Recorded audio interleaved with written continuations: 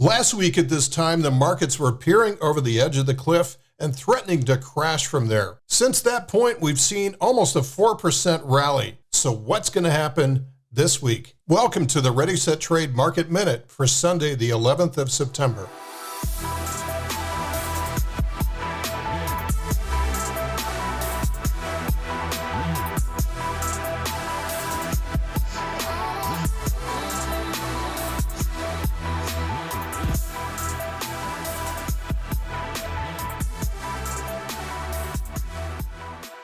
Before I get to the charts, let's talk about the fundamental backdrop and the economic risks that are apparent this week.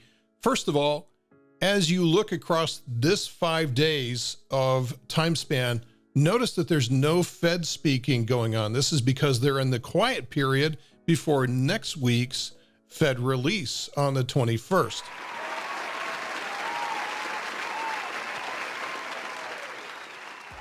So the next 7 trading days are not going to be affected by Fed speaking, only by what we think the Fed might do in response to this number.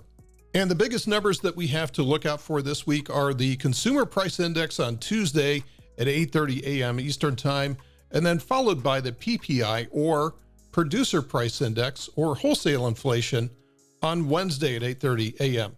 Of these two, obviously, the most important is the first one, which is the consumer. The consumer is the engine of the economy. Then I would say number 3 in the scale of these 3 is retail sales, which comes out on Thursday at 8:30 a.m. Eastern Time. When we drill down into this CPI number for Tuesday, the consensus number is 0.1% negative. So that means a month-to-month change, negative 0.1% from last month's reading. Remember, this is just the consensus estimate.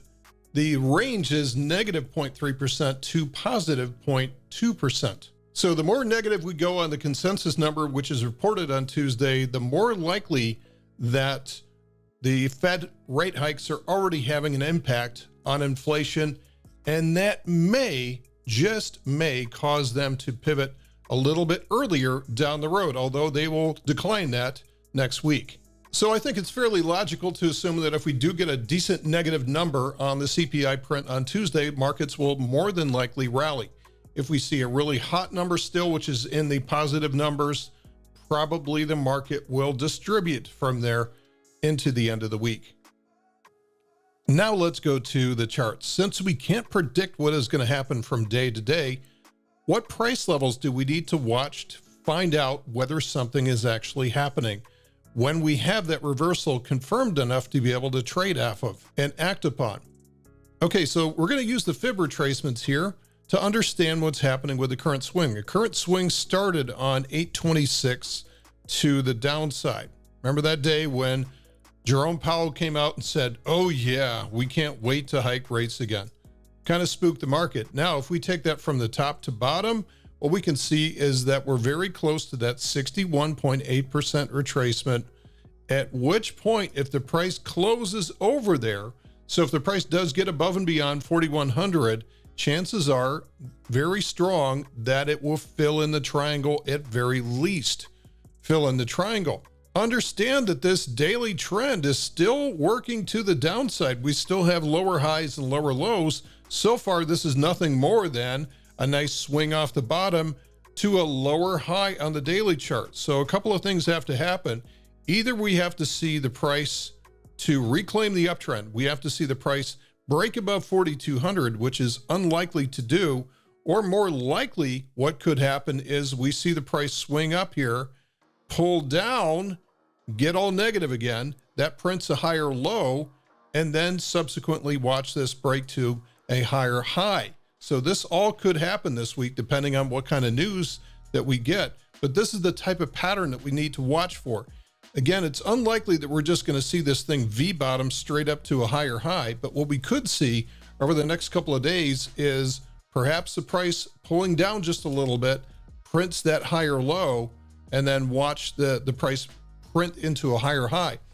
Otherwise, we have to assume that this thing is headed lower off of this lower high. So we drop the lower high. Maybe we get a hot print on Tuesday and Wednesday, and the price just retests the low, or perhaps even lower than that. Remember that 3,900 level is extremely important in terms of predicting whether or not we're going to see a retest of the lows. So for now, watch the 4,100 level. If the price breaks above 4,100 and stays there into the close, then chances are pretty good that we hit 4,200, and maybe we're starting to see the end of the beginning, or the beginning of the end of this bear. That's it for today's Market Minute. We'll see you on the next one.